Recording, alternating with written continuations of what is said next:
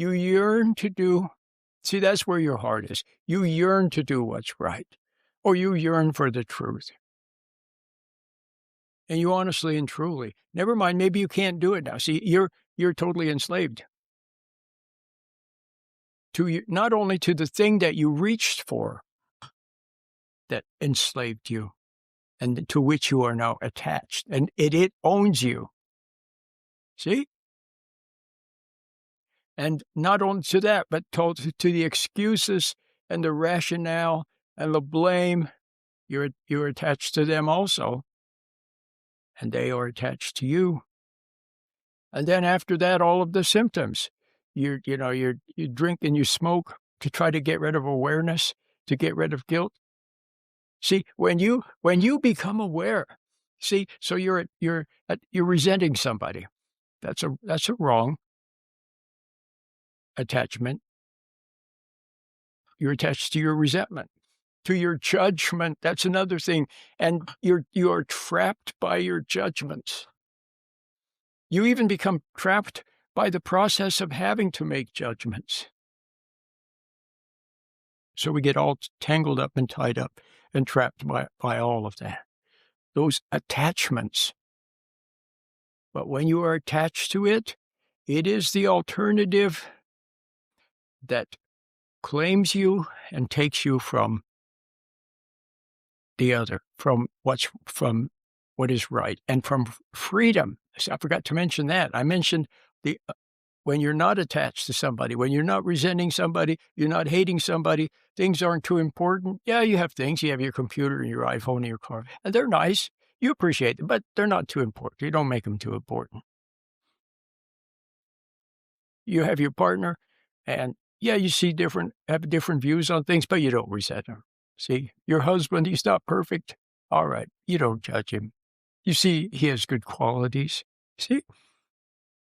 All that. So, becoming free is a process of becoming detached. Don't the mystics who seem, some of the mystics in Christian history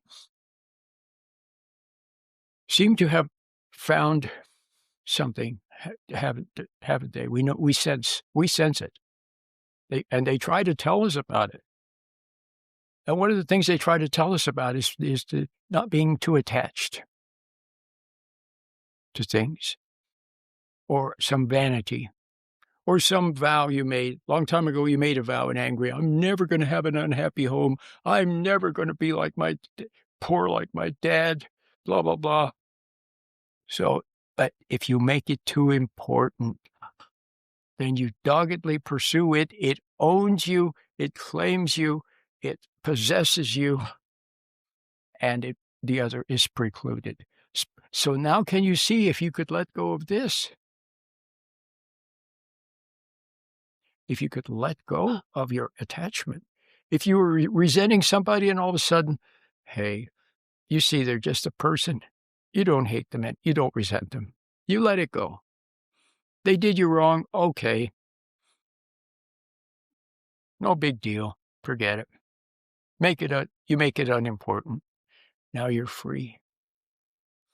Now you are free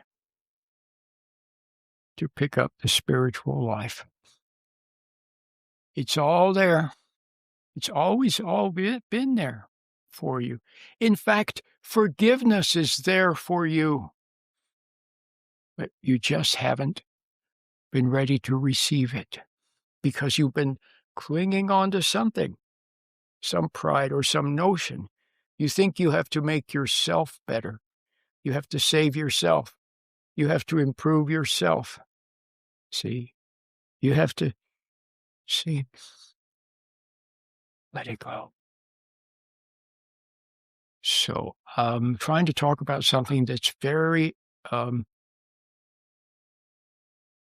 kind of subtle. Also, so I began by talking about possession. So I'll just leave you with one little final thing. The devil possesses you through or approaches you on things that you make too important, things that you're clinging to, that you are attached to.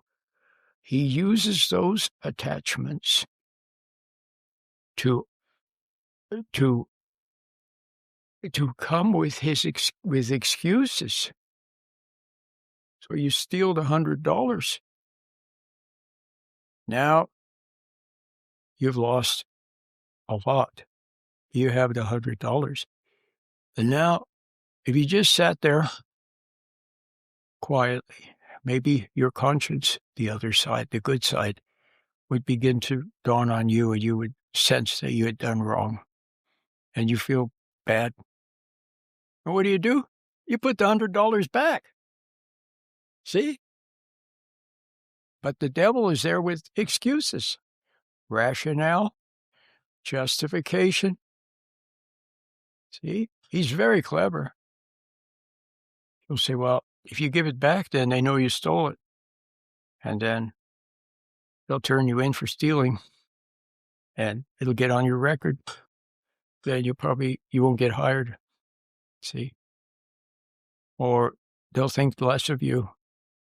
They won't see you as great like they do now. Or he'll say, well, nobody knows. Nobody saw it. Nobody cares. Everybody's doing it. So you could go down the list. He's very clever. But if you buy into those, then that's how he gets to you, see? If you're entertaining those kinds of thoughts, he's already got a foot in the door, hasn't he? And you entertain those thoughts, and when you yield to them, then he gets more into the door. See?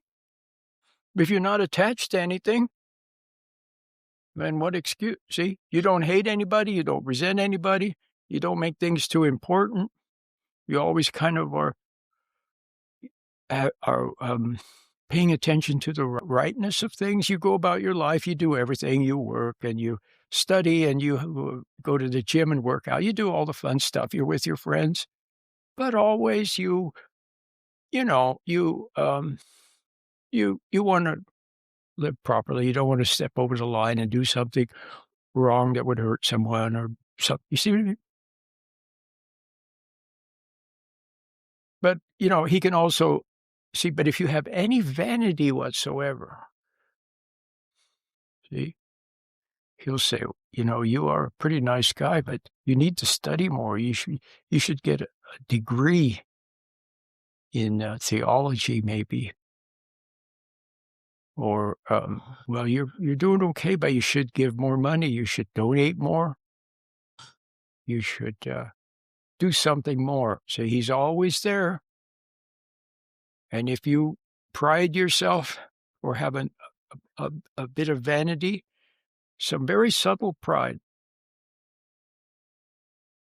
that he can get you involved in a reasoning process, thinking about something.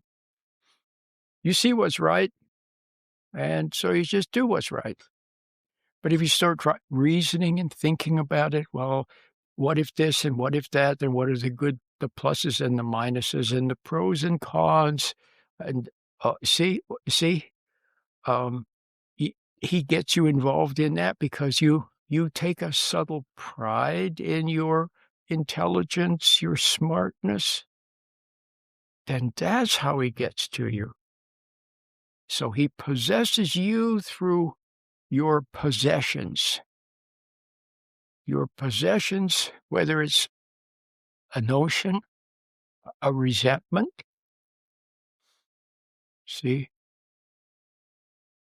a judgment, something that you've made too important. You got the idea. All right, so hope you enjoyed today's program.